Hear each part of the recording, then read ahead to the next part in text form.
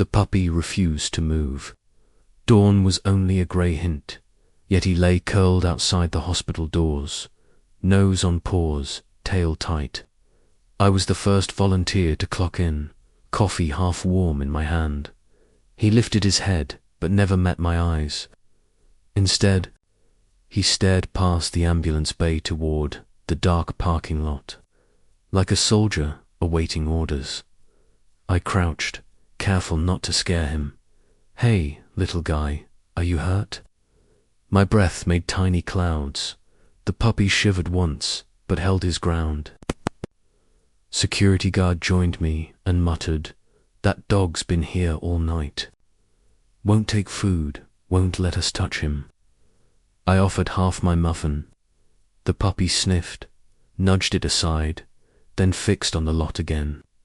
Hunger wasn't his reason. Inside, wheelchairs squeaked and monitors beeped.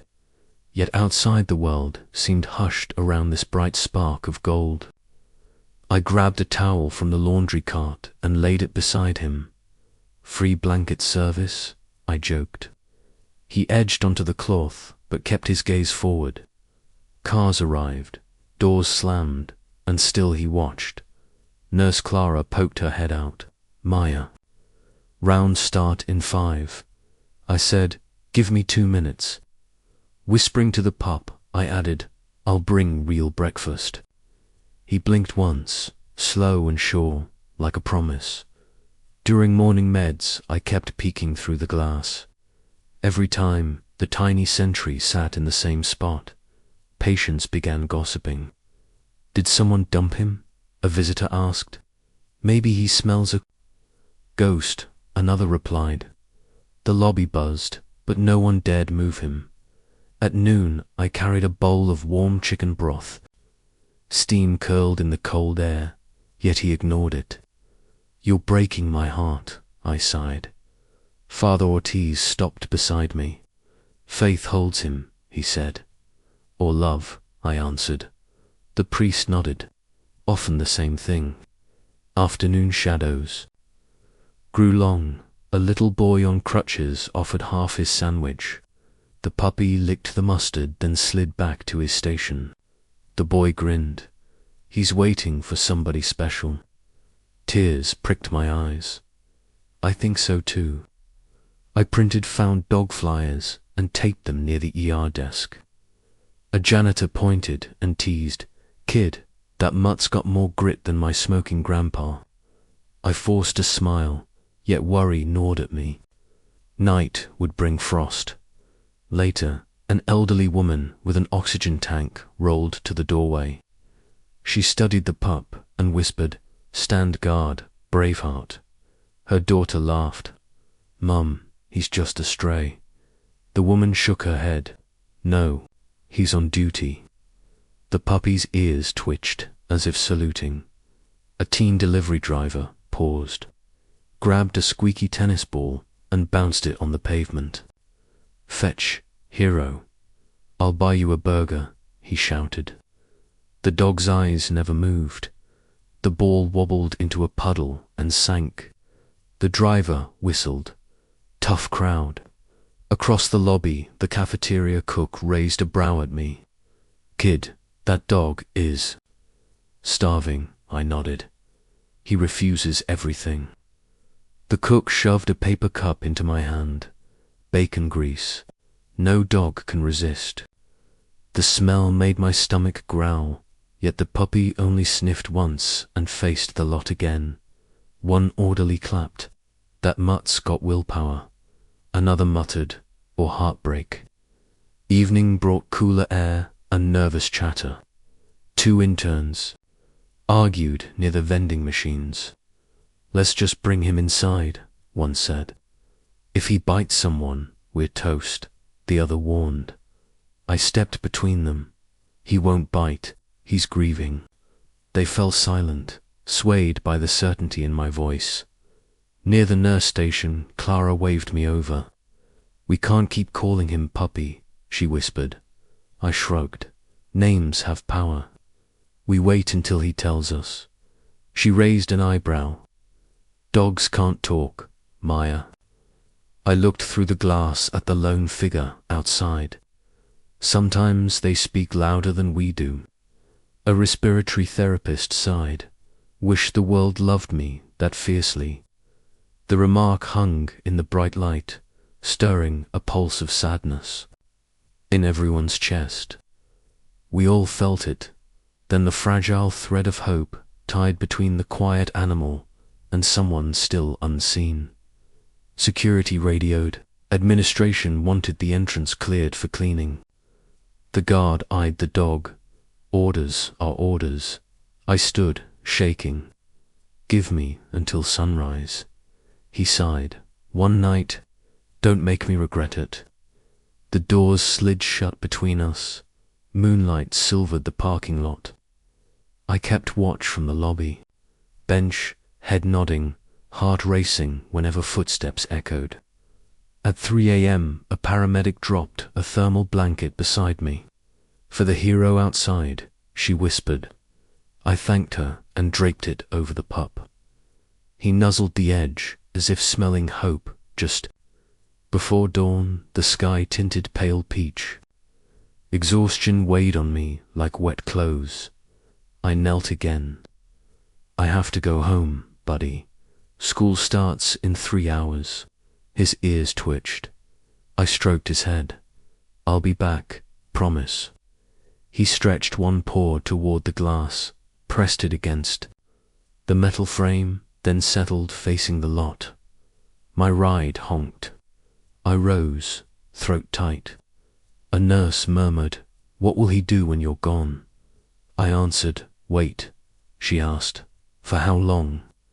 I whispered, Until whoever he loves steps out of that darkness and into his light. I left, but the image of that faithful pup burned inside me like a brand.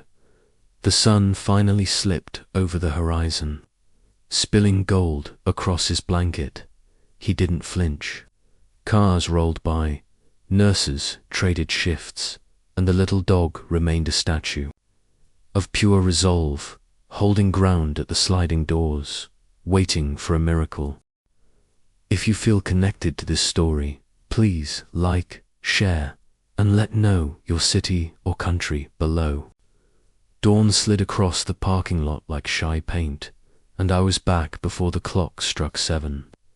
My eyes were gritty from 3 hours of sleep, but the puppy was right where I left him, chin on the metal frame of the door. His blanket had slipped.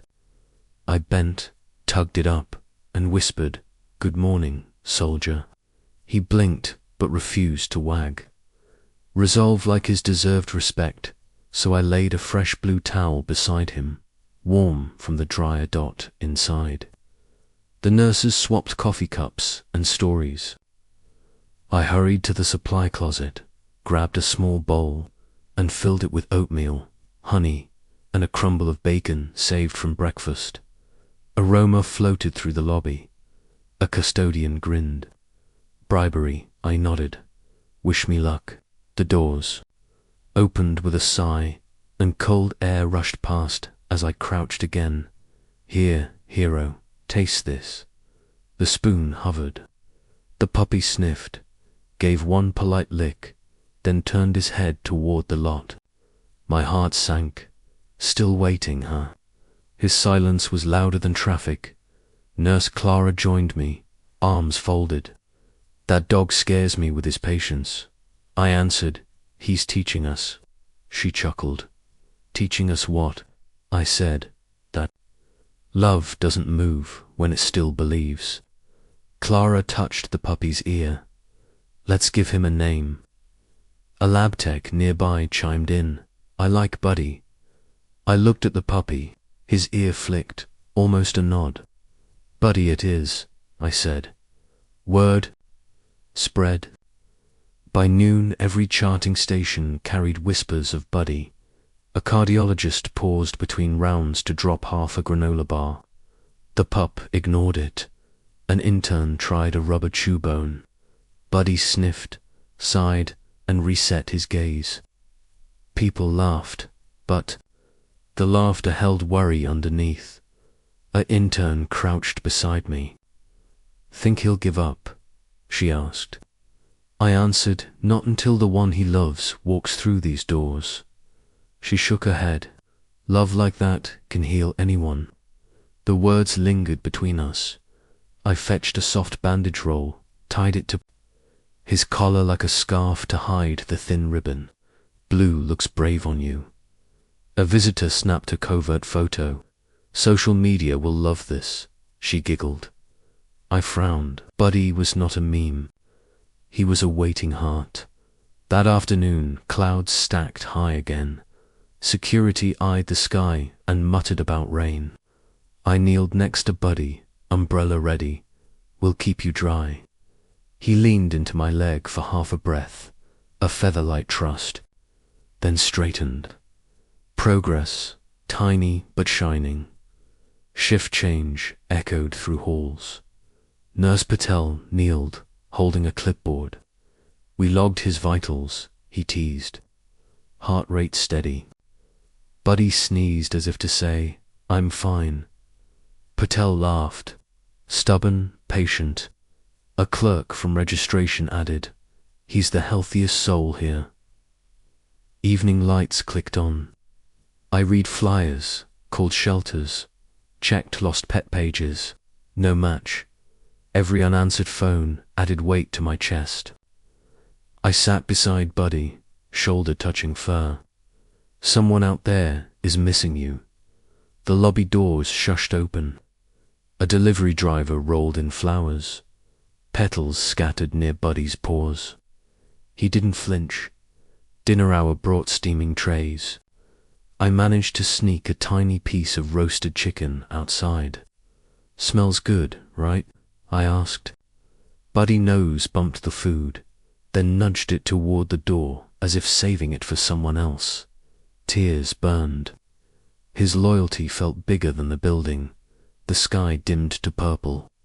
The parking lot lights buzzed on. I wrapped the spare towel around my shoulders and kept watch. Inside, staff tapped on glass, giving thumbs up.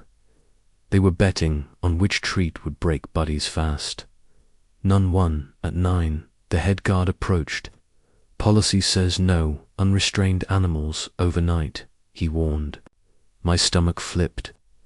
Give me until morning, I pleaded. He sighed, checked his log, and nodded. Sunrise, Maya, I exhaled, relief, shaky. Buddy licked my hand in brief thanks. Wind rose, tugging at posters. I tucked stray hair behind my ears and spoke softly, letting the words fill the empty entryway. You're brave, you know. I'd be scared alone. He blinked slow. Is the person you love hurt? Are they in there? Buddy pressed his nose to the glass, fogging a small circle. My pulse jumped. Maybe he understood. A passing volunteer overheard. Talk to him all you want, she teased. Dogs love voices. I answered, he deserves a choir. She smiled and walked on near midnight. Staff numbers thinned. I slipped inside 4 blankets, handed one to the skeleton receptionist so she could watch Buddy if alarms rang. She saluted. Guard duty accepted. We formed an unofficial shift, trading warmth for watch. To A.M. Found me humming lullabies my mum once sang. Buddy's eyes drooped, but he snapped awake each time headlights flickered at the distant gate. I whispered, sleep, little sentinel. He refused. Duty shackled him awake. At 4:30, the first hint of dawn painted the ceiling windows. My phone buzzed. A message from my brother asking why I wasn't home. I typed back a single photo of Buddy. He replied with a heart emoji. Even through a screen, the dog's dedication stirred something deep. Minutes later, Clara returned for early prep. She handed me a thermos. Hot cocoa, extra marshmallows. I drank, warmth spreading. Buddy sniffed the sweet air and gave a tiny tail wagged, first sign of softness. I laughed through a lump in my throat. There you are. I stood, stretched aching legs. Buddy, I have to clock in. He watched. I'll be back, promise. He placed one paw on the glass exactly where my hand rested. The gesture pinned me to the floor. Clara whispered, "He trusts you." I fought tears. I hope I earn it. Reluctantly, I stepped inside. Behind me, Buddy settled, nose touching the spot where my palm had been, eyes fixed on the parking lot that still held. The answer to his silent prayer.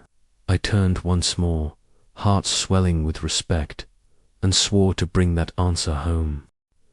Wind smacked the flag outside the hospital, rattling its pole like a warning bell, and I knew the day would not stay calm.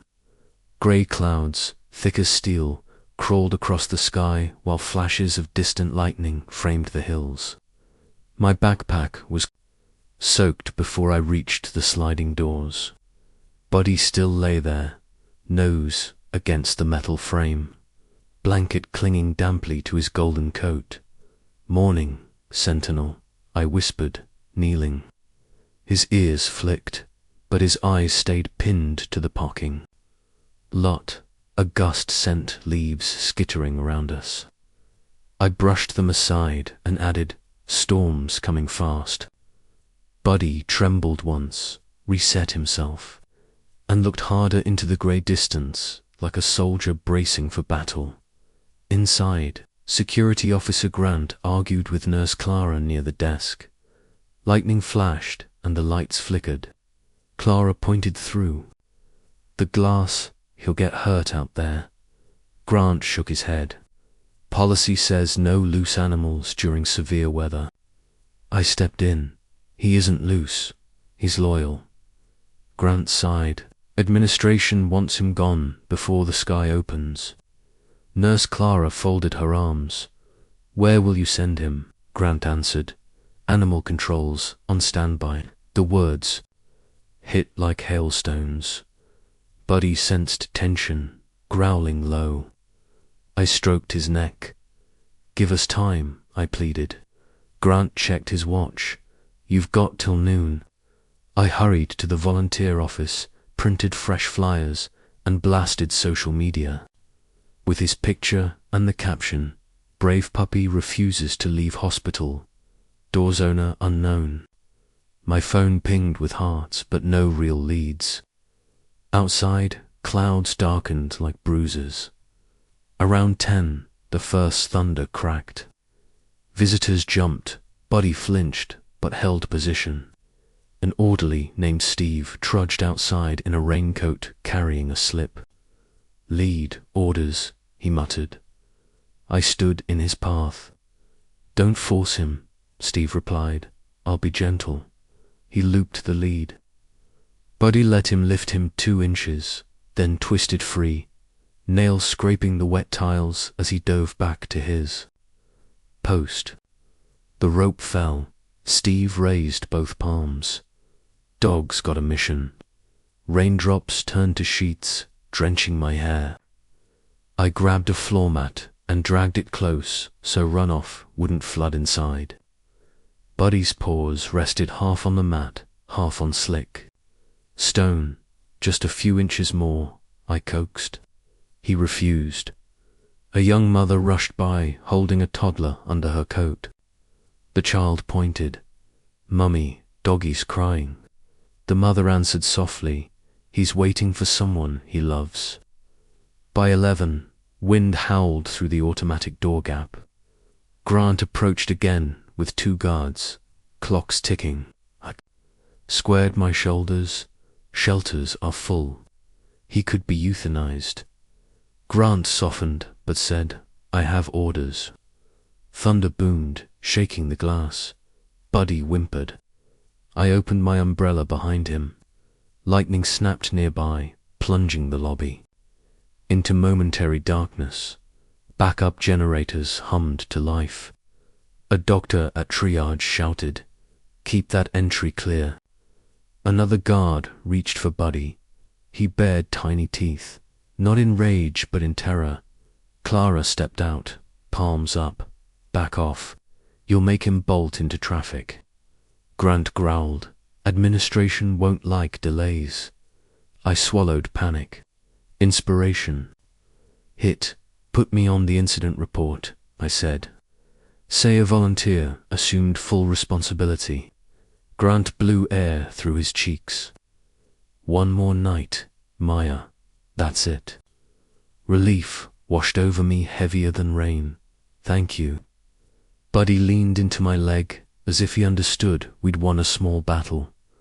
The storm reached full fury after lunch. Cars slogged through rivers forming in the lot. I set a metal bowl of water just inside the doors in case Buddy chose shelter. He glanced at it but stayed. I pulled my hoodie tighter and sat cross-legged beside him, narrating memories of my first pet to keep us both calm. Afternoon shadows merged with the storm's gloom. A soaked delivery driver dropped a package and asked, "Why hasn't anyone?" "Saved that dog," I answered. "He's saving someone else." The driver shook his head, but his eyes glistened before he hurried away. Near sunset, rain eased to drizzle. Puddles reflected flashing red in the sky. Grant returned, clipboard under his arm. Tomorrow morning, animal control arrives at 8 sharp. My heart thudded. I'll find another way, I vowed. Grant's voice softened. Hope you do, kid. I borrowed towels, dried Buddy's back, and retied his pink ribbon. Hold on, I said. He nudged my wrist, warm and trusting. Tonight we pray for a miracle. When my shift ended, I refused to leave. Clara brought us coffee and a bowl of broth. She crouched beside me. You're soaked, I shrugged. So is hope, but it hasn't drowned yet. We shared a tired smile. Thunder grumbled one last time, then moved east. The night settled, cool and damp. Streetlights flickered on, shining halos over each puddle. Buddy finally curled in a tight circle, nose on ribbon, eyes still angled toward the lot. I spread my coat over him like a tent and whispered, "Just one more night, Braveheart. Tomorrow we fight again." He sighed, and though exhaustion weighed on both of us, neither moved from the sliding doors guarding the unknown. At midnight, the emergency entrance word opened for an incoming ambulance. Sirens painted blue streaks across the rain-washed glass. I guided the gurney team around Buddy, shielding him with my body so wheels wouldn't splash him. A paramedic raised a brow. "That your dog?" "Not yet," I answered. He gave a thumbs up. "Hope he claims you soon." Afterward, I posted another plea online, adding the stormlit photo of Buddy's silhouette against the doors. Comments poured in, heart emojis, prayers, offers to adopt. None were the person the puppy needed. Around 2 a.m., a silence replaced thunder. Water dripped from awnings like ticking clocks. I watched condensation trim the edges of the glass and tried to imagine the face Buddy searched for. A child, a soldier, a grandmother who never made it out of surgery. Whatever image formed, Buddy's devotion outshone it. That little heart refused surrender, and so did mine. By dawn, the rumble of distant thunder jerked me awake where I still sat on the cold lobby floor. Buddy lay pressed against the sliding doors, eyes half closed, ears twitching at every low growl rolling through the sky. I rubbed pins and needles from my legs and whispered, "Morning, Braveheart." He answered with a soft nose bump to the glass, as if reminding the building to stay alert. The night crew clocked out. Fluorescent lights flickered overhead, echoing the storm clouds stacking. Outside, like dark towers, Officer Grant strode over, rain jacket under one arm, clipboard in the other.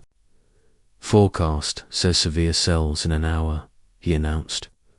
Administration wants that dog moved before lightning starts. I stepped in front of Buddy. He can shelter just inside the vestibule, I argued. Grant shook his head. No animals. In the entry during an emergency, rules. Nurse Clara hustled by with 4 bags. She paused. Maya's right. Let him sit behind the desk until the storm passes. Grant frowned. Liability. I felt frustration spike. He's not cargo. He's waiting. Buddy lifted one paw and placed it firmly on the threshold, choosing neither inside nor out, a line of gold against polished stone.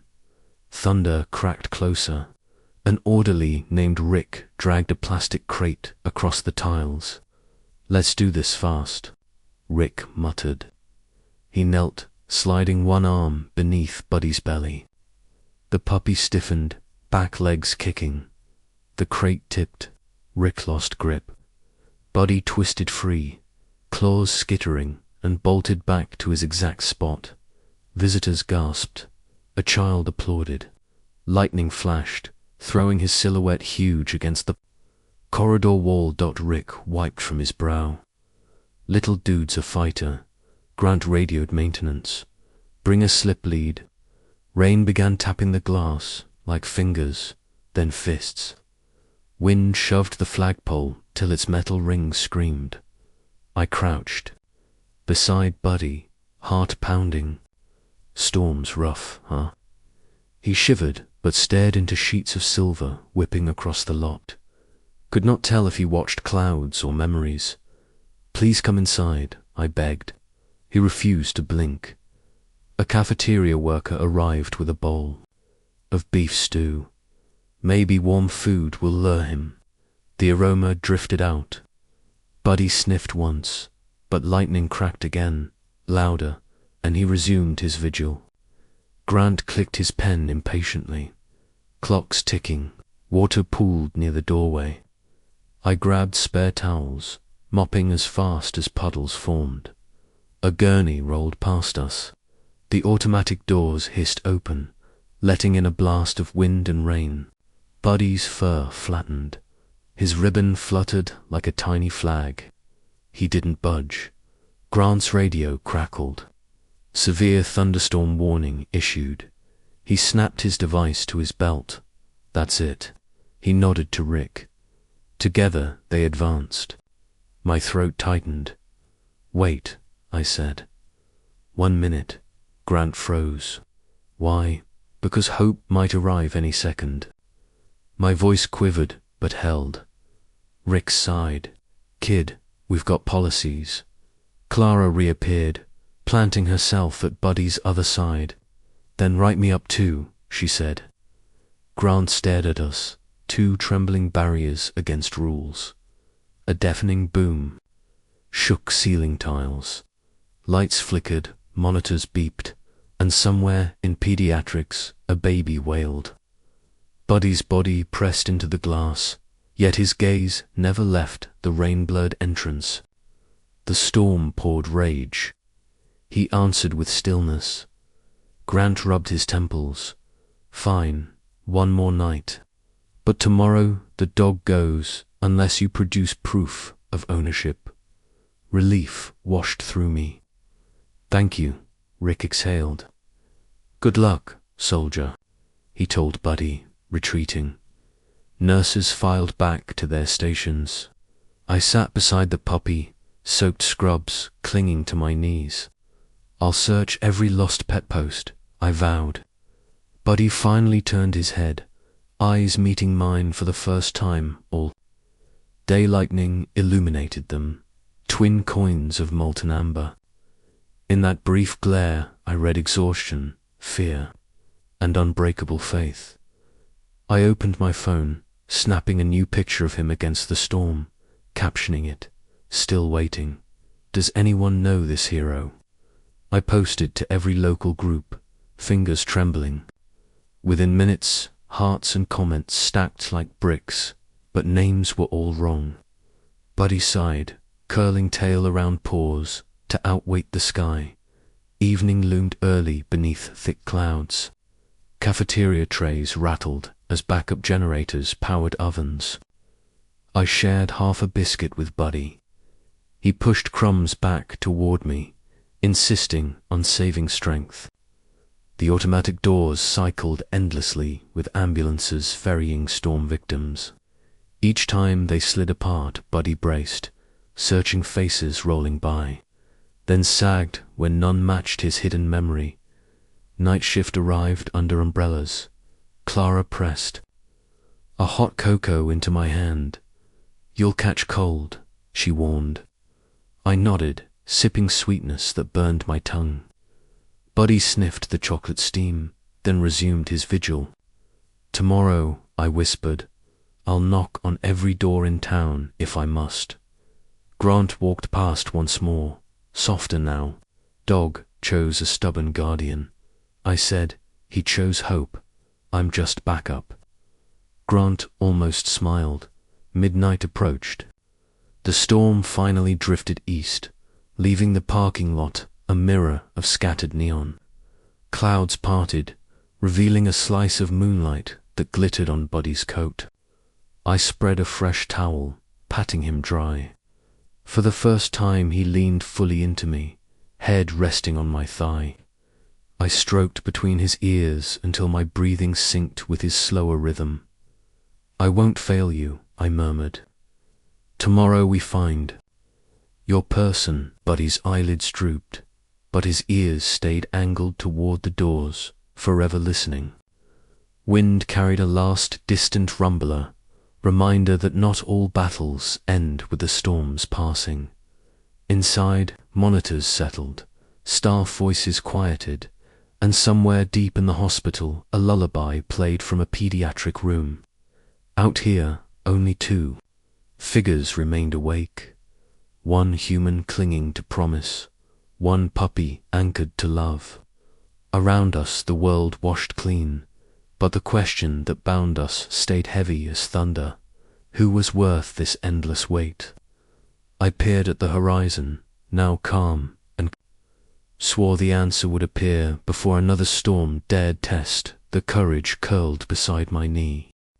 Rain returned with a roar to hours before dawn, drumming on the awning.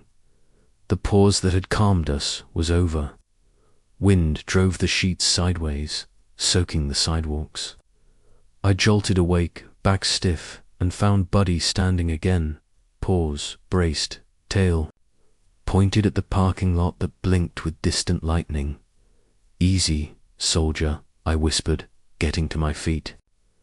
Water splattered across the glass and rolled down his gold fur until it lay flat against his ribs. He shivered but refused to step back. I snapped open the big blue umbrella a paramedic had lent me and angled it over him. Rain hammered the fabric, but at least it gave him a dry island. Inside the vestibule, Officer Grant waved from the desk. I mouthed, "Just covering him." Grant shrugged and returned to his monitor. Buddy's nose twitched toward the parking lanes. "You look for one face," I murmured. "One heartbeat." He answered with a faint whine that sliced my chest open.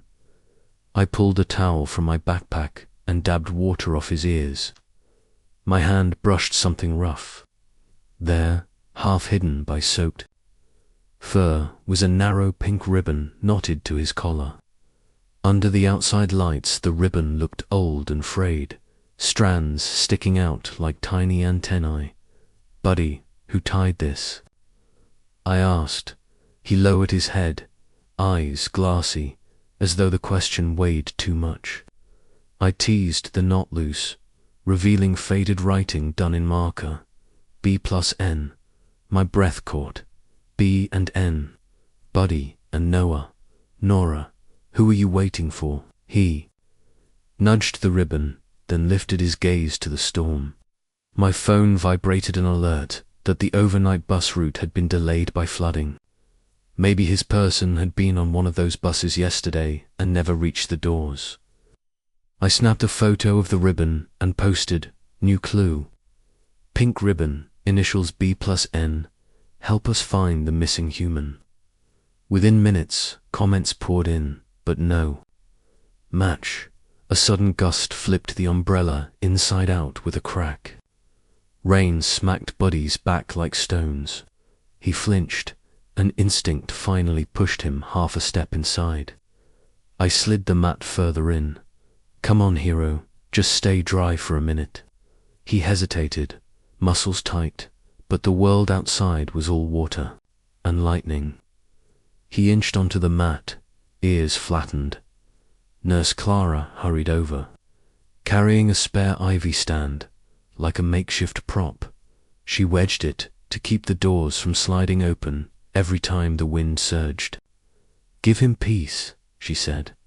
Thanks, I replied. Her eyes landed on the ribbon. That from him? Found it just now, I said, handing it over. She smoothed the wet fabric. Looks handmade, maybe from a child's craft kit. Lightning turned the lobby blue-white. Buddy pressed closer to me. He's terrified but stubborn, Clara murmured. Fear and faith can live in the same heart. I said. From the triage desk, a sleepy resident called, any update on mystery dog? Clara raised the ribbon. We have letters, B and N. The resident nodded. Better than paw prints. The power flickered, dimmed, then steadied. A lull settled. Rain softened to a gentle patter. Buddy relaxed enough to lie down, paws still, pointed toward the doors. I slipped the ribbon into a plastic badge sleeve and pinned it to my lanyard. We keep this safe until it finds its owner, I promised. Officer Grant rolled his chair over. Storm warning downgraded. Good news, no evacuation. Bad news, media spotted your post. A reporter might come at sunrise, or cause a circus. Grant added. Keep the dog calm, I stroked between Buddy's eyes. You're not just a dog, you're someone's whole world. A uniformed cleaner mopped water trails behind us. He paused. I heard a bus crashed near Route for Last. Night, ambulance brought survivors here. My pulse raced. Room numbers. He shrugged. Took them first. Clara's eyes widened. Let's check records. She ran inside, leaving Buddy and me in the soft hush of leftover rain. Minutes later, she returned, breathless. A teenage boy named Nathan is in radiology. Came in unconscious from that crash. Initials N and maybe B for Buddy. Hope slammed into me like thunder. Can we bring Buddy to him? Hospital policy blocks animals in imaging halls, she warned, but after the scan he'll go to a room. I looked at Buddy. Hold out a little longer, hero. We might have found your person. He licked my wrist, a spark of trust. The loudspeaker crackled. Radiology to ICU, transport in 5. My heart kicked. Nathan would roll right past the lobby. I grabbed a fresh towel, dried Buddy's shoulders. Rain had finally stopped. Dawn's first grey light stretched under clouds. Staff bustled, prepping stretchers. Grant eyed me. Don't cause trouble, he muttered. I gave him a trembling smile. Just hope. Wheels squeaked. Double doors swung open. 2 attendants steered a gurney toward elevators. I caught a glimpse of curly hair, a bruised cheek. Buddy stood, body vibrating like a struck string. He whined once, sharp and aching. She, I whispered, but that single sound reached the gurney. Fingers beneath the blankets twitched. The attendants glanced around, confused. Buddy lunged forward 2 steps, stopped at the threshold he'd never crossed. His leashless collar jerked him to a halt as if clamped by memory alone. His eyes burned with recognition, but rules still blocked the path. Clara whispered, after I see you, they'll assign a room. That's our chance. The elevator doors shut, carrying Nathan upward. Silence dropped heavy. Buddy sank onto the mat, chest heaving, gaze locked on the empty space where the gurney had been. I knelt beside him. "We're closer than ever," I breathed. He pressed his head into my palm, and for the first time his tail thumped once against the floor, an exhausted heartbeat of hope under the hospital's humming lights. Morning light squeezed through clouds, painting the parking lot in stripes of grey. Buddy lay on the entry mat, chin between muddy paws, while I worked circulation back into my cramped fingers. We'd dozed in fragments, waiting for news from the ICU at 6. The hospital buzz rose. Phones rang louder, carts rattled quicker, and staff whispered about the loyal puppy. A news van idled at the curb, antenna craning for a shot. Buddy ignored the lens, eyes fixed on the elevators that had swallowed Nathan hours ago. Nurse Clara hurried over with 2 cups of oatmeal. "Breakfast," I thanked her, but worry knotted my stomach. We still didn't know if Nathan was conscious. Clara squeezed my arm. "Vitals are stable. He moves to a room before noon." Hope flickered on, trouble followed. Administrator Reynolds strode in, shoes tapping. He glared at the cameras and the fur guarding his doors. "This ends today," he said. "Animal control will remove that dog by 9. Buddy's ears flattened. I stepped up. "Sir, his boy is upstairs. They need to see each other." Reynolds shook his head. "Policy, no unregistered animals." He turned, coat flaring like a warning flag. Outside, I breathed cool rain. Buddy nudged my knee, asking without words. "They're sending people to take you," I murmured. The sky above was calm, but a storm churned inside me. At 8:30 a white van parked. County Animal Services glinted on the door. Officer Daniels lifted a capture pole. I planted myself between her and Buddy. "Please wait.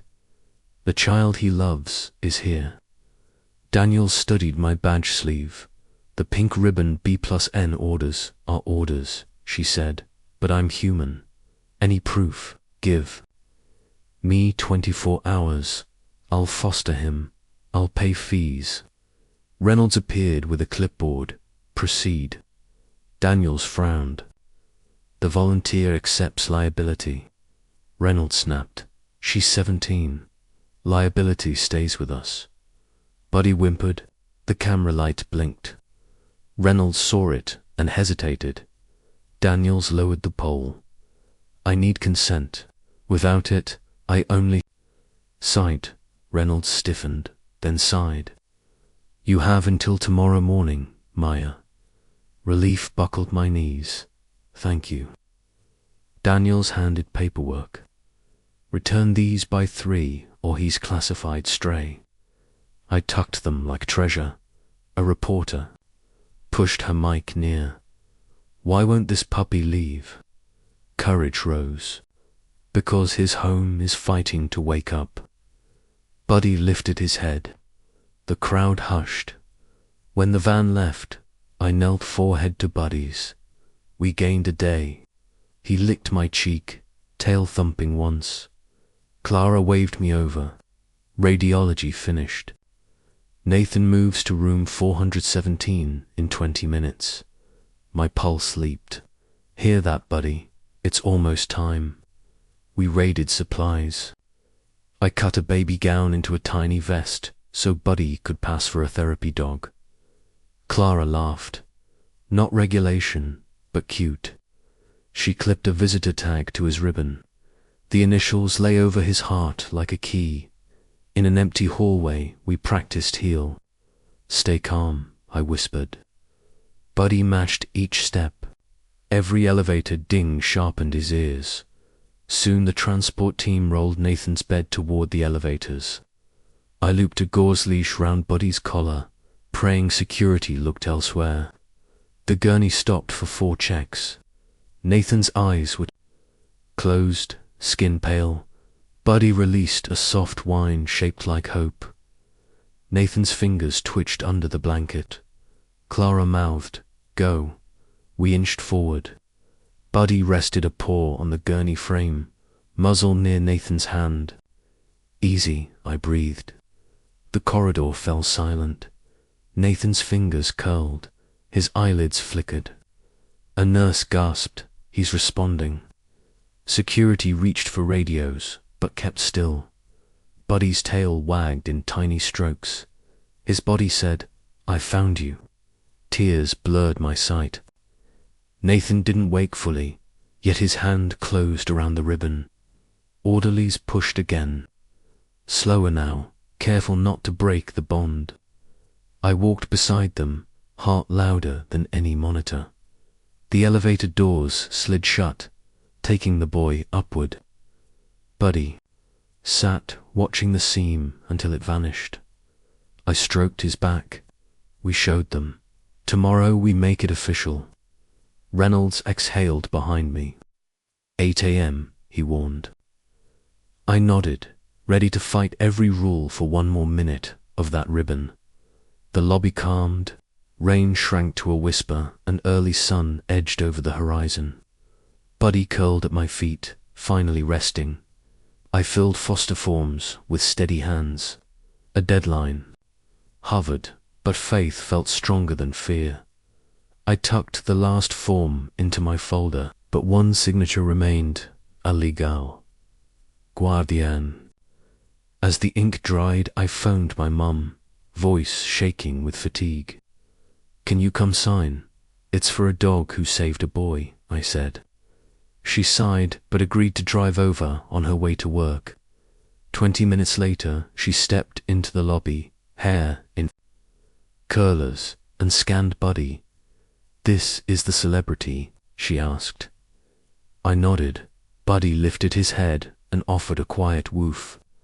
Mum's stern face softened. She knelt, stroked his ears, and whispered, "You hang in there, sweetheart." Her pen flashed across the line, sealing our pact. While we waited, the reporter returned, camera now off. She handed me a business card. "Call if you need a louder voice," she said. I slipped it into my pocket. Every ally mattered. Lunch rush began. Visitors veered toward Buddy, snapping photos. I set boundaries. "Please keep distance. He's on medical duty." Strangers respected the request, forming a semicircle like silent guards. Between waves, I phoned the shelter. The clerk recorded Buddy as pending foster, no longer at risk of being put down. My shoulders sagged. A first wall had fallen. Officer Grant passed with a thumbs up. "Here," he teased. "Still guarding," I answered. He saluted Buddy, and the puppy's tail offered a half circle in reply. Hope felt real enough to touch. Yet the relentless clock kept ticking toward morning's deadline. For the first time since he planted himself at those doors, Buddy closed his eyes, trusting daylight to stand guard. I watched, believing love had already won its opening round. Morning cracked open, with gold light sliding across the freshly mopped lobby tiles. I sat against the reception desk, head drooping, when the rumble of a heavy engine rolled through the glass. Buddy jolted awake, ears pricked. Outside, a white van parked beside the red curb. Black letters read County Animal Control. My stomach dropped. The sliding doors sighed. A tall woman in a green jacket stepped inside, carrying a catchpole and a stack of forms. Her face was kind yet fixed, like stone warmed by the sun. "Good morning," she announced. "I'm Officer Hale.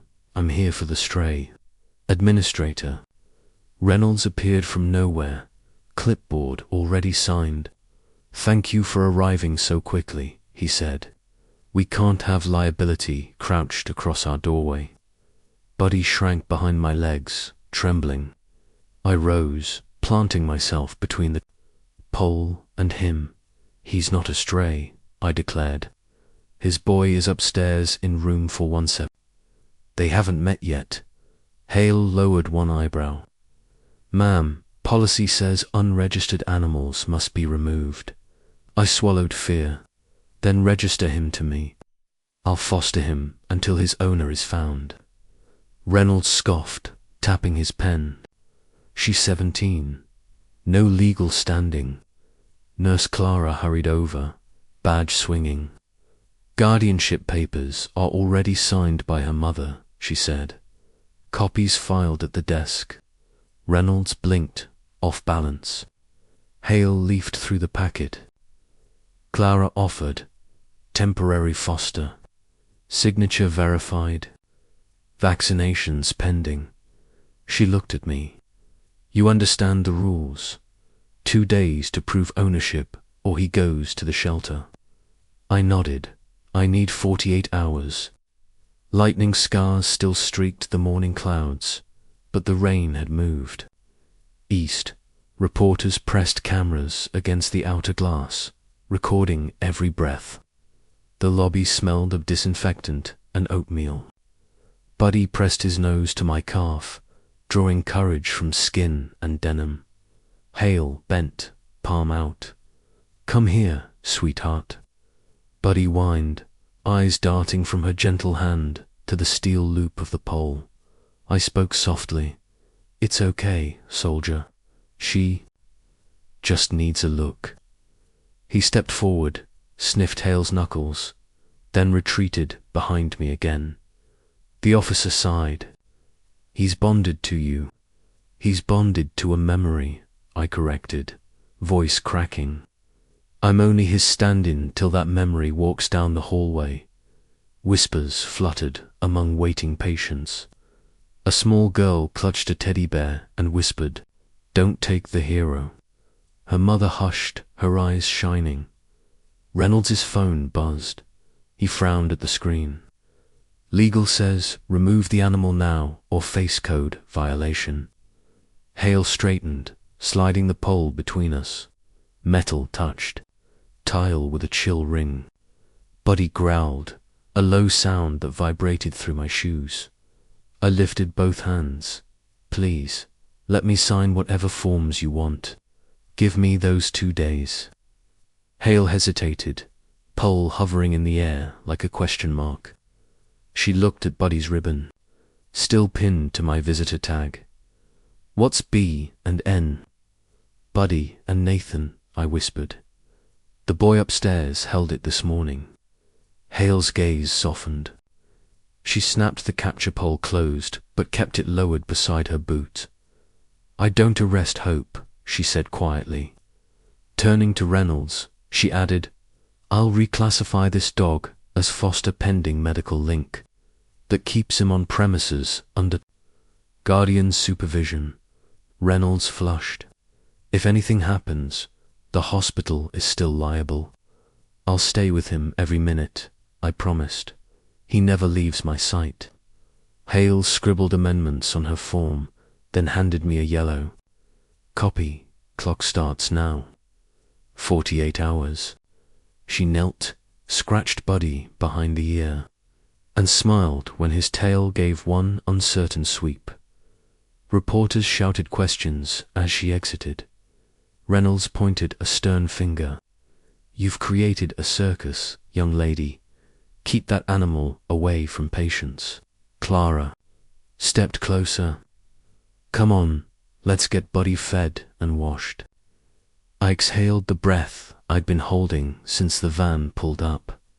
We guided Buddy toward the volunteer wash station near the loading dock. His nails clicked, each step brave but cautious. The halls echoed with pages for code, blues, and pharmacy. Pickups, yet every voice lowered in respect as we passed. At the sink, I warmed water and lathered gentle soap through muddy fur. Buddy relaxed, eyes half closed. See, I whispered. Spa day. He shook, spraying bubbles over my smock and making Clara laugh out loud. "That'll teach you to stand between a dog and a news crew," she joked, clean and towel-dried. Buddy looked smaller, almost fragile. I clipped a lightweight leash to his collar. "Hospital approved," Clara said. We returned to the lobby just as visiting hours opened. Families streamed in with balloons and flowers. Some paused to stroke Buddy's head. Others simply whispered, "Blessings." Reynolds watched from the mezzanine, arms crossed, but he did not descend. Officer Grant approached with a new badge for Buddy: therapy. "Support, temporary administration compromise," he said. "Stay near him and no one complains." I pinned it beside the ribbon. Buddy trotted to the elevators, sniffed the metal seam, then sat. He knew the path even if policy still barred him. I crouched and murmured, "We'll get there, hero, too." Days isn't forever. The elevator dinged. A patient transport crew rolled out with empty gurney sheets. Buddy leaned forward, hopeful, then settled back when Nathan was not among them. His eyes never stopped searching. I pulled out the yellow Foster slip and traced the deadline written in bold. Ink, 8:37 a.m., 2 days ahead. Less than 2 school mornings to unite a boy and his faithful heart. The task felt huge, yet the catchpole was gone and hope stood on 4 paws beside me.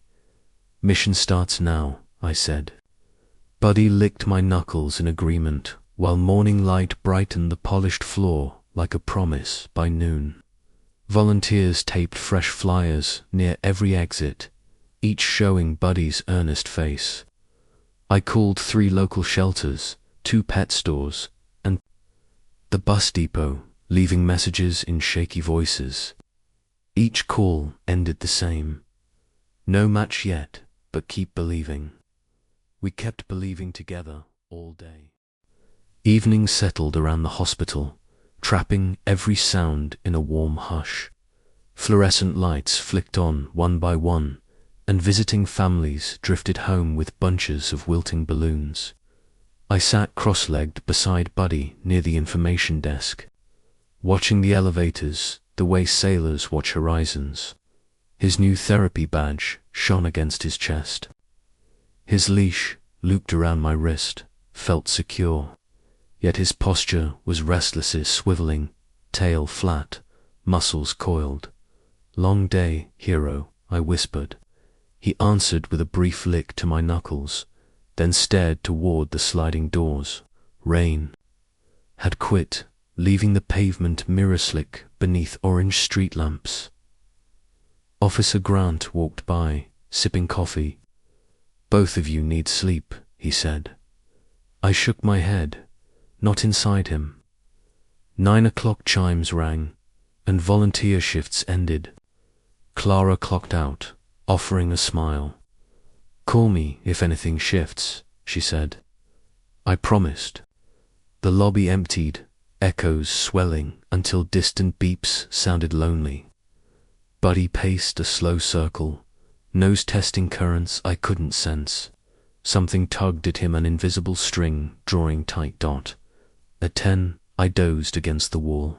A sudden tug wrenched me awake. The leash hung limp.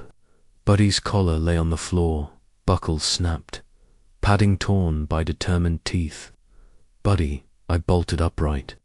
His gold shape darted across polished tile and through a staff door that led to the ambulance bay. Heart pounding, I chased.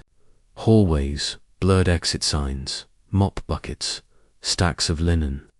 The bay door had wedged on a stopper, leaving a dog-sized gap.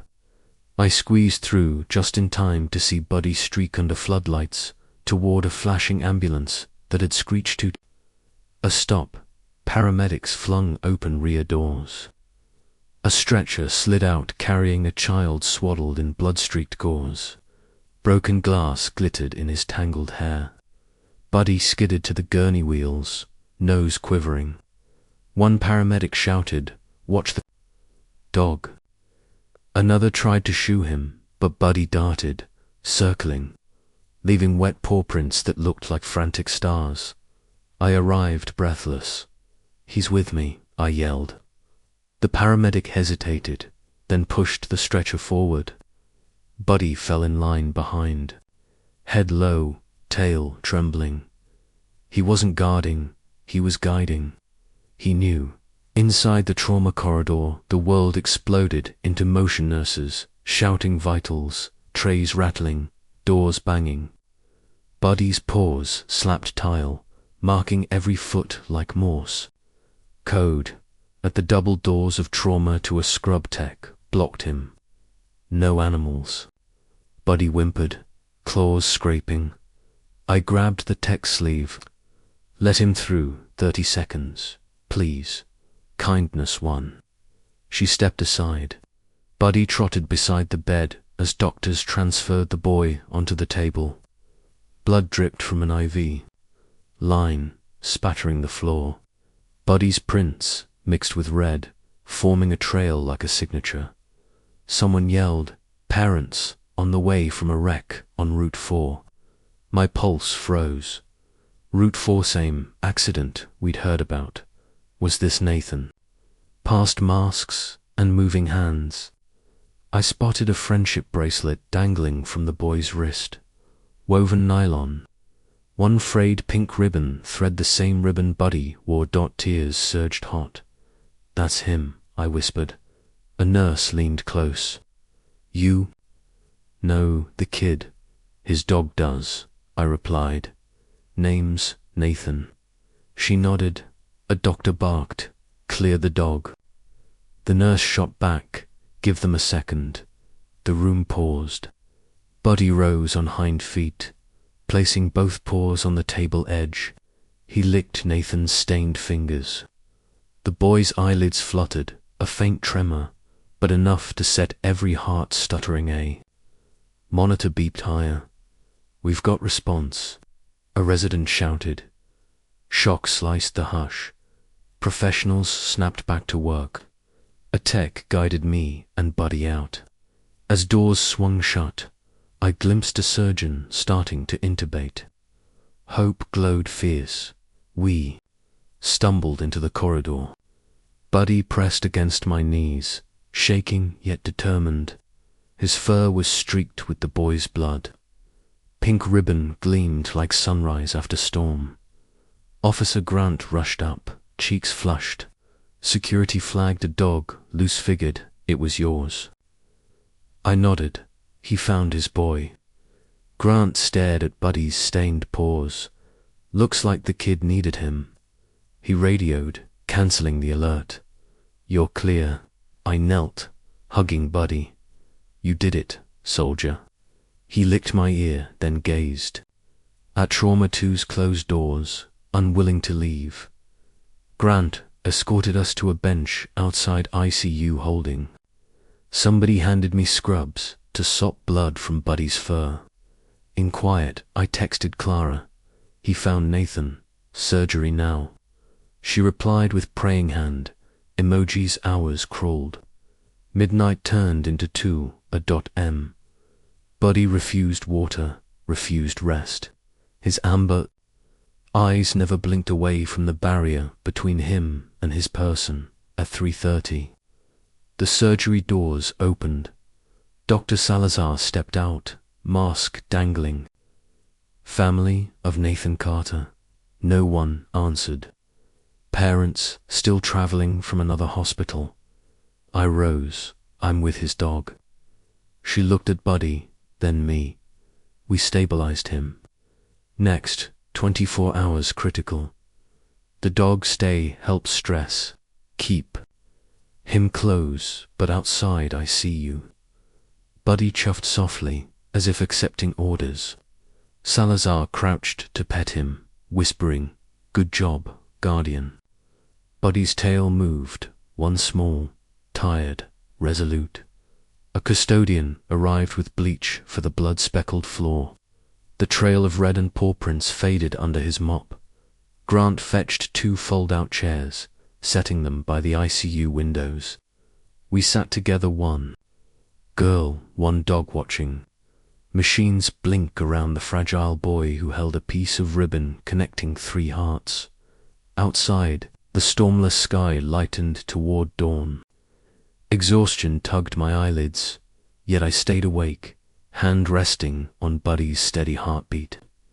Somewhere beyond glass, morning birds started to sing, gently announcing that daybreak arrives even after nights filled with sirens and blood trails. Buddy leaned into my shoulder, ready to outweight the sun itself, until the boy inside opened his eyes.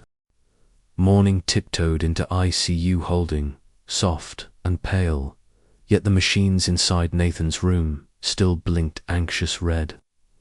Buddy dozed against my sneaker, but any beep above normal snapped him awake. I flexed numb fingers after a night of sirens and fear. At 6:30, the elevator chimed.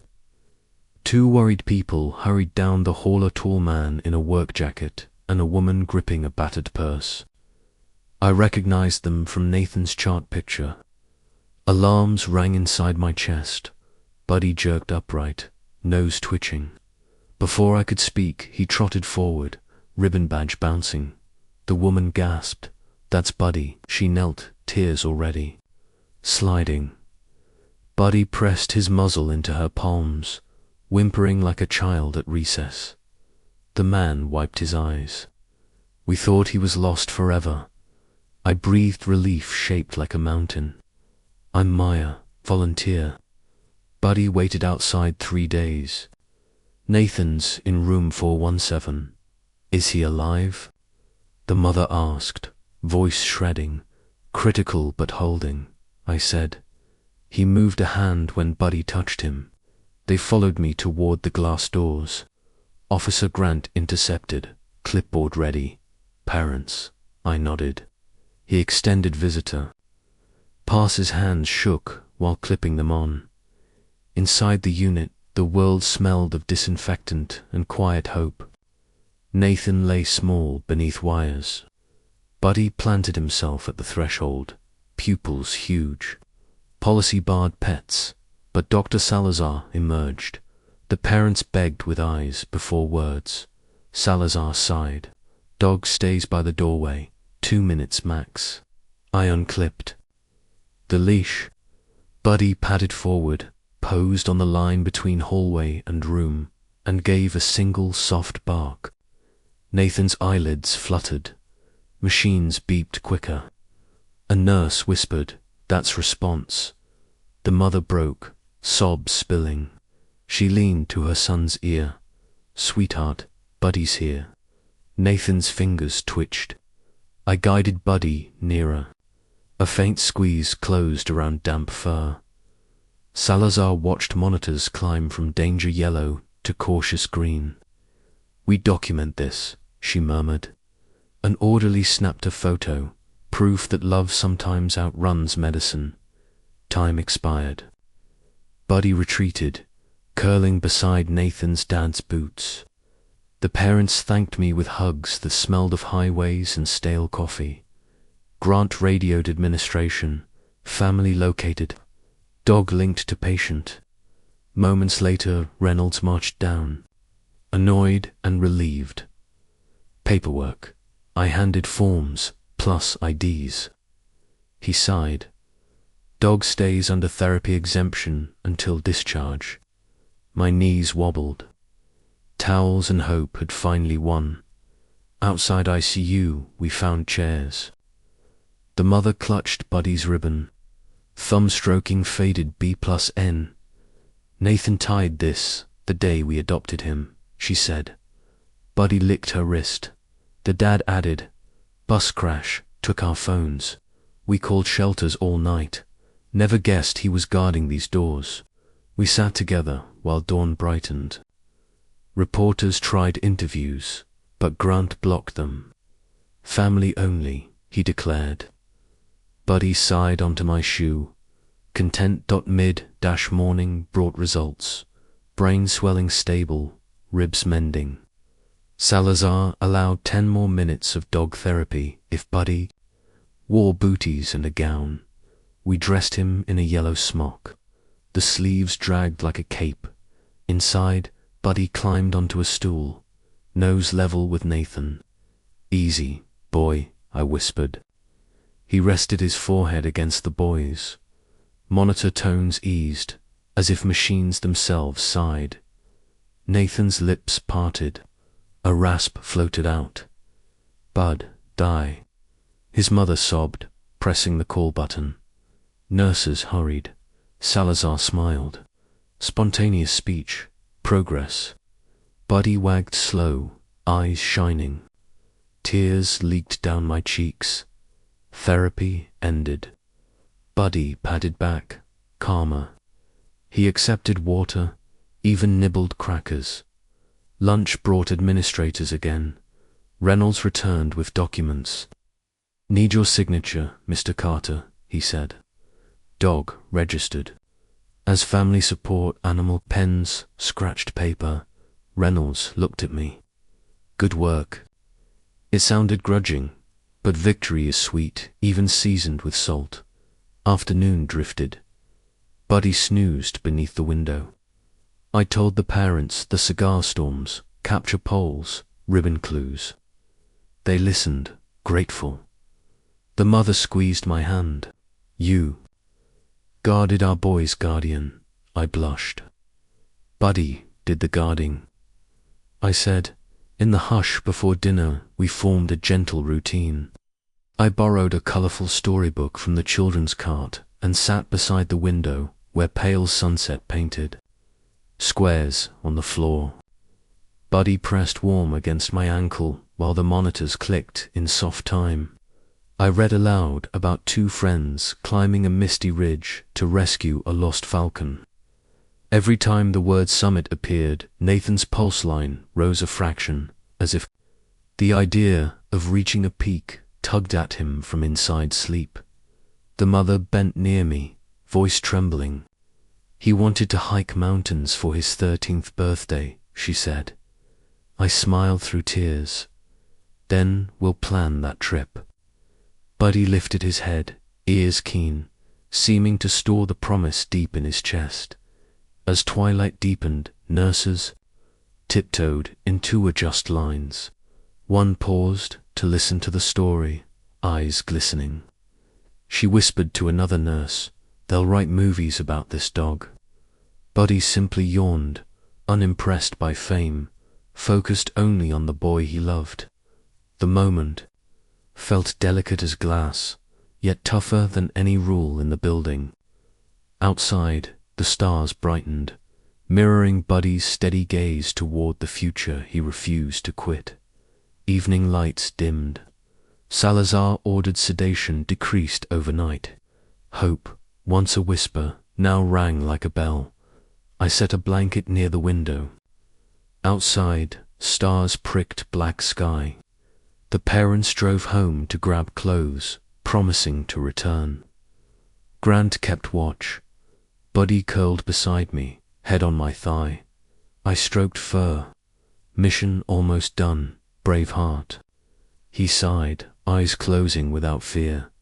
My phone buzzed. Clara texted heart emojis. I sent back a photo. Buddy sleeping, monitors steady. She replied, "Miracles were fur." We drifted toward sleep under sterile tiles, yet the room felt more like home than anywhere. Machines clicked steady. Hallway whispers softened. As my eyes drooped, I realized the ribbon's letters were no longer letters. They were a bridge stretching from a hospital door to a boy's recovering heart, held firm by one tireless dog and a girl who refused to let him wait alone. Dawn crawls over the parking lot in slow pink stripes. And inside the ICU, I blink awake to find Buddy already sitting upright, nose almost pressed against the glass that guards Nathan's room. The night nurse dims the monitor alarm, gives me a thumbs up, and whispers that swelling has fallen 3 millimeters. Those aren't many millimeters, yet they feel like mountains moving. Buddy's tail taps twice against my sneaker. gentle but full of purpose. I stand, bones creaking, and stretch the kinks from another chair's leap. Ready for rounds, hero, I murmur. He answers with a quick lick to my wrist, then waits while I slip the yellow therapy vest over his shoulders. The ribbon and visitor tag still sway at his chest like medals. The door opens. Spilling soft beeps into the hall, and Dr. Salazar steps out holding a tablet. She studies Buddy first, then me. Good news, she says. We're lowering sedation and trying a spontaneous breathing trial. My heart lifts. Can Buddy be in the room? I ask. She considers, eyes softer than yesterday. 1 minute, under the window. I nod, grateful. Inside. Sunlight bands across machines. Nathan lies paler than snow, but his eyelids flutter under light tape. I guide Buddy to a square of floor near the bed. He sits, ears pricked. The ventilator sighs, then hisses low. Alarms, stay quiet. I set my palm on Nathan's blanket. Morning, mountain climber, I whisper. Behind me, his parents stand holding each other's hands. The mother places a finger to her lip to keep from sobbing. Buddy lifts his muzzle and releases a tiny whine, almost a song. Nathan's left hand twitches. The nurse leans forward. Look at that, she breathes. The doctor nods. That's purposeful movement. The minute ends. We withdraw to the corridor. Buddy doesn't fight. Instead, he walks proud, as if he knows the mission is working. The father crouches, rubbing Buddy's chest. Good dog, he says. You're pulling him back to us. Buddy closes his eyes, soaking in praise like sunshine. Downstairs, Administrator Reynolds waits with a stack of forms. Legal finished the therapy waiver, he announces. Dog stays on ICU level only, always leashed. I sign each page, my signature shaky but sure. Reynolds sighs. You're becoming hospital legend, Maya. I grin. Buddy is the legend, sir. While paperwork files, I guide Buddy outside for the first fresh air in days. The sky is clean after storms, smelling of wet asphalt and flowers planted by volunteers last spring. Reporters spot us, cameras blazing. I raise a hand. Please, no flash. They obey. One whispers questions, but I simply say, Nathan is stronger today. Buddy sniffs the wind, nose pointed east, then nudges me back inside. Duty calls. Lunch shift arrives. Clara wheels in a cart, carrying sandwiches. She hands me turkey on wheat and sets a bowl of chicken broth on the floor. Buddy finally eats, slow but steady. Staff applaud quietly, like watching a baby's first steps. Energy returns to his eyes, and for the first time his ears relax flat instead of forward. Afternoon rounds bring more hope. Nathan's oxygen requirement drops. The respiratory therapist grins. Might extubate tomorrow. His mother cries happy tears into a tissue bouquet. I slip outside with Buddy again, phone buzzing. A message from Officer Hale reads, shelter deadline waived. Dog officially linked to patient. Relief almost knocks me over. Evening glows amber through high windows. I take Buddy to the family lounge, where volunteers have set up cushions. Children visiting other patients gather, wanting to pet the famous puppy. I keep sessions short. Buddy offers gentle kisses, and each child leaves smiling. A shy girl with a sling whispers, he made my pain smaller. Her father mouths thank you across the room. We head back to the ICU door, just as Nathan's bed is wheeled to radiology for a final scan. Nurses invite Buddy to walk alongside the gurney, provided we keep to the wall. He struts like a soldier in parade, ribbon bouncing. Nathan's eyes are still shut, but his fingers find Buddy's fur and stay there the entire ride. Technicians capture the moment on their phones. Later, the images will travel miles, but right now they are simply proof of connection. After the scan, we return to the room. Dr. Salazar checks new images, then turns with a rare grin. No more bleeding. We'll remove the tube at dawn. Nathan's father sinks into a chair, head in hands, shoulders shaking with exhausted joy. His mother hugs me so tight my ribs creak. Night settles, soft and lavender. Security tape lines mark Buddy's sleep corner. I curl nearby with my homework half done, writing an essay about courage that no teacher will believe. Buddy sighs, placing his head on my open notebook. I scratch behind his ears. Big day tomorrow, I whisper. He closes his eyes, tail sweeping once before stilling. Monitors beep slow lullabies. Shadows lengthen across pale walls. Outside the window, the moon climbs, bright and whole a coin of promise. I think of the day Buddy planted himself at the hospital door, refusing every storm. Tomorrow, that faith might be rewarded with a boy's first clear breath. I watch Buddy's chest rise and fall, synchronized with the calm ventilator hiss beyond the glass, and realize that sometimes the bravest hearts beat on for pause and wait longer than any human would dare. As the clock nears midnight, I step into the hallway for water and find Reynolds leaning against the vending machine, his gaze distant. I swallow nerves, then thank him for giving us space. He rubs his temple, muttering, "Sometimes policy has to learn empathy." The words surprise me. I nod. In silent understanding, we return to the glass wall together. He peers in at Buddy, at Nathan's steady numbers, and exhales like releasing years of tension. "Let's get that boy home," he whispers. The hospital feels lighter, humming with shared purpose. Hope climbs higher than any fluorescent ceiling tonight. Sunrise creeps through the ICU blinds like soft fire, and the room smells of rubbed alcohol and a hint of cinnamon from the overnight bakery cart.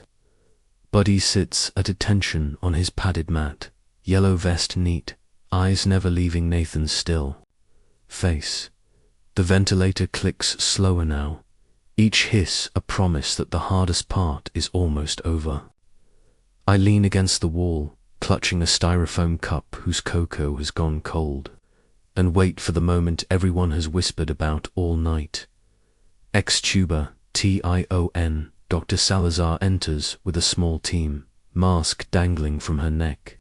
She checks monitors, then lifts her gaze to Buddy. "Ready, Guardian?" she asks softly. Buddy thumps his tail once, as if saluting. Salazar smiles at me. "You stay by the window, dog stays seated. We will be quick." I nod, rubbing sleep from my arms.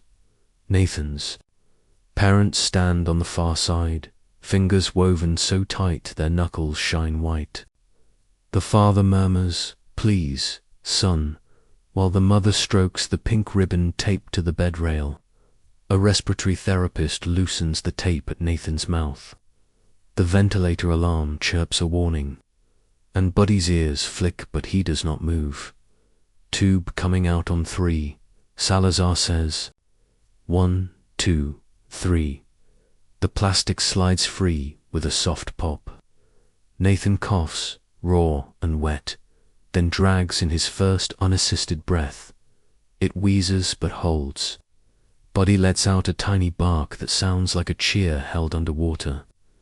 I press a fist too, my mouth to keep from sobbing too loud. Nathan's eyelids tremble. The nurse suctions his throat, and color rises under the bruises on his cheeks. Salazar listens with a stethoscope, nods, and switches the monitor settings. The new numbers glow. Green. "He's breathing on his own," she announces. The mother breaks into silent tears. The father drops his head to the mattress, shoulders shaking. Buddy crawls forward 1 slow inch, vest swishing over the tile, and places a paw on the bed frame. The nurse starts to shoo him, but Salazar whispers, "Let him. He earned it." Nathan opens his eyes, a sliver. They shift left, unfocused, then land on Buddy. A whisper scrapes from cracked lips, "Bud." His voice is grainy, yet it fills the room like music. Buddy answers with a low, joyful whine and licks the boy's wrist. The monitor shows Nathan's heart rate climbing to a stronger beat. I step closer but keep my distance, wanting Nathan's family to own this miracle. The parents lean in, whispering thanks neither can finish. Tears blur my sight until I swipe them away on my sleeve. For the first time in days, relief feels real, not borrowed. Salazar orders a oxygen cannula and writes meds on the chart. She turns to the parents. "We will watch him closely, but the danger window is closing." The father covers his face. The mother kisses Nathan's forehead, whispering, "You held on." Buddy sits again, tail sweeping slow arcs. His mission is shifting from rescue to recovery, yet he seems ready. A nurse hands me water. I gulp, voice shaky. "He said, Buddy," I whisper. "He really did." Footsteps echo. Administrator Reynolds enters, holding a tablet.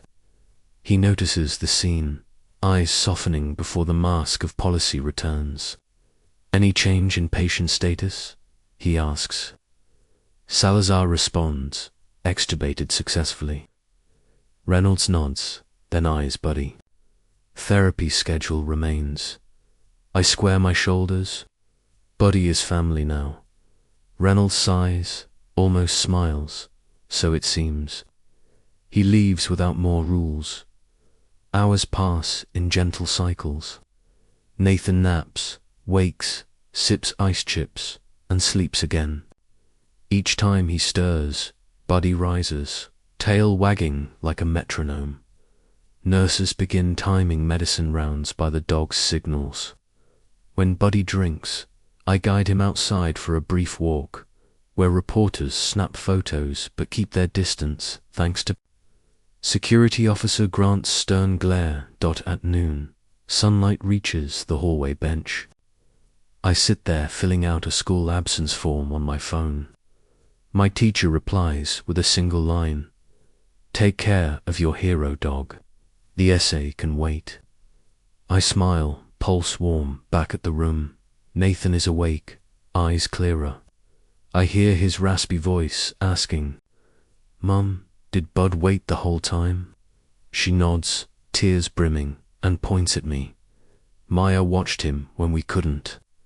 Nathan's gaze finds mine. His lips curve. "Thank you." The words are thin but bright. Heat blooms in my chest. Buddy hops onto the foot of the bed with a nurse's permission. He settles carefully, chin on Nathan's shin, content. The boy's hand slides into golden fur like it never left. Monitors stabilize even more. One nurse whispers, "That dog is better than half our meds." I step into the hall to breathe. Grant leans against a vending machine, sipping soda. "Good work, kid," he says.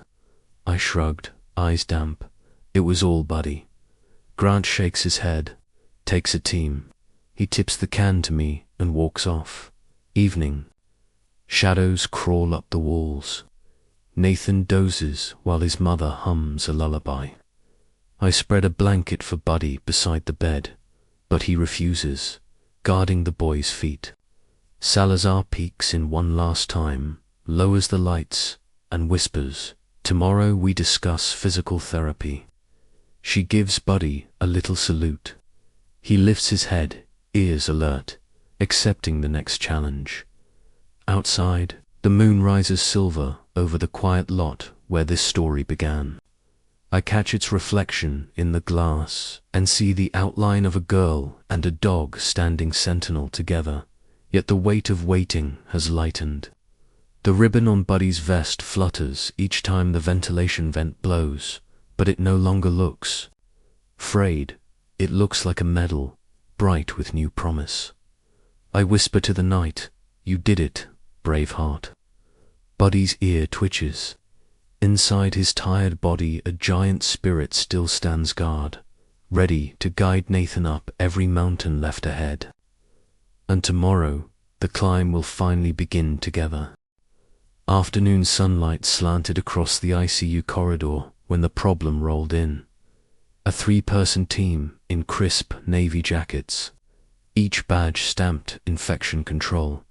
Their leader, Ms. Adler, wore latex gloves before even stepping off the elevator, scanning every surface like a hawk. Buddy and I were returning from a 5-minute fresh air break, paws still damp from grass. He padded happily, unaware that rules were about to snap shut again. Ms. Adler's gaze froze on the dog. "Non-service animals are prohibited in isolation wings," she declared, voice clipped like scissors. Administrator Reynolds hurried after her, trying to explain, but she cut him off. "The county is auditing us today. If I find unregistered animals, funding is jeopardized." Buddy sensed the tension, pressing against my leg. I straightened.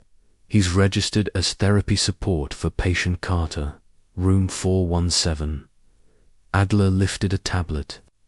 "Registration requires state certification, not a homemade badge." She flicked toward the parents who stood inside Nathan's doorway. "Remove the animal or the unit fails inspection." Nathan, still pale but awake, heard every word. He rasped, "Don't take Buddy," his mother pleaded. "He stabilized our son." Adler ignored them, typing notes. 2 orderlies appeared with a plastic transport crate, its metal door glinting, like a jail bar. Buddy wind, tail low. I stepped forward. "Give us until the end of rounds." "He's calm, contained, vaccinated." Adler's reply landed like frost. 10 minutes. She set a countdown timer on her tablet. Time raced. I knelt by Nathan. His fingers trembled around Buddy's ribbon. "I'll fix this," I whispered. He mouthed, "Promise." Buddy licked his knuckles, then let the orderlies clip a leash. The crate's latch snapped shut around him with a metallic clack that felt louder than alarms. As they wheeled Buddy down the corridor, Nathan's monitors spiked, heart rate climbing, oxygen dropping. Nurses barked orders. Dr. Salazar rushed in, glaring after the departing crate. "This is exactly why I approved that dog," she hissed. Reynolds cornered Adler, trying once more. "We're in recovery phase. Any stress reversal could harm him." Adler didn't blink. "I have guidelines, not guesses." She strode toward the elevator. Buddy's cries echoed through vent shafts like tiny broken bells. The minute the crate disappeared, Nathan's breathing grew ragged. Alarms shrieked. A respiratory nurse fitted a mask back over his nose. Tears spilled down his cheeks. "Bring him back," he gasped before coughing blood-tinged foam. Salazar ordered steroids, ice packs, anything to calm swelling again. Reynolds, pale, turned to me. "Find a solution fast." I sprinted after the inspectors, feet skidding on shiny tile. Downstairs, the lobby was chaos. Reporters shouting, families complaining. The crate sat near the revolving doors, labeled hold for pickup. Buddy poured the grate, eyes wild. The animal-controlled driver filled forms at the desk. I dropped to my knees. "Hang on, soldier." He pressed his nose through a slot, whining. Ms. Adler stamped a document. Transport in 15. I swallowed panic. Arguments would take longer than 15 minutes. I needed proof of certification, something undeniable. Suddenly, I remembered the photos from yesterday. Buddy in vest. Monitors improving seconds later. Social media held them all. I pulled my phone, scrolled to the viral thread. Thousands of shares, doctors praising measurable benefits. I shoved the screen at Reynolds, who had caught up. Show her, he did. Video footage played. Nathan's. First word, Buddy present, monitor trending green. Families gathered, whispering. A pediatric cardiologist stepped forward, recognizing his own voice on the clip. That dog produced a 10% heart rate stabilization. Documented. Another physician added, therapeutic exemption should override inspection. Nurses formed a semicircle, silent but solid. Adler watched the recording twice. Her guard faltered. Public eyes burned through the lobby cameras. Even news crews lifted mics. She exhaled sharply. Fine. The animal may remain under quarantine protocol inside patient Carter's room only. Any violation fails the audit. She signed a temporary waiver. Relief almost buckled me. The driver unlocked the crate door. Buddy launched into my arms. Quivering, I hugged hard. Mission resume. We hurried toward elevators. Staff cleared a path like marching honor guard. Upstairs, Nathan lay restless, mask fogging. When Buddy trotted in, his whole body relaxed, numbers drifting back toward safety as if tethered. Salazar smiled grimly at Adler, who had followed to witness. Better than any sedative. Adler managed a curt nod, typing amendments. Reynolds placed a supportive hand on my shoulder. Lobby circus saved us. Nathan whispered hoarsely, told, you. I laughed through tears. Buddy curled against his hip, finally silent. That evening, after auditors left, Reynolds approached with coffee. Rules protect people, but sometimes heartbeats speak louder. I thanked him. My phone buzzed. Local station, airing the video.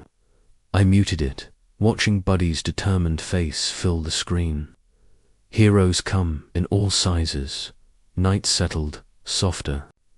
Buddy and I stayed at Nathan's side. Quarantine sign on the door. For now, inspection had denied the dog at the door, but love shoved it back open. Past midnight, the ICU quieted to a soft hum, but adrenaline still buzzed in my veins. I pulled a chair beside Nathan's bed and wrote a journal entry about how rules can strangle or safeguard depending on whose heart is listening. Buddy snored gently, paws twitching as if patrolling dream hallways. Each time Nathan coughed, the dog woke, nuzzled near, and the boys' breaths evened out again. Nurses began calling Buddy captain and saluted when they passed. At 2 a.m., Ems Adler reappeared. Paperwork in hand, face softer. She scratched Buddy's neck. Audit passed, she whispered. Your dog scored higher than several surgeons on our morale metric. I bit back a grin while she signed another waiver granting 48 hours of unrestricted therapeutic presence. When she left, Buddy licked the ink spot on the carpet, sealing the contract his own way. Outside, ambulances rested silent. Star reflections blinking on their windshields, like distant headlights guiding our small team toward the coming dawn together. Did this story touch your heart? Give it a thumbs up, share it around, and drop your location in the comments.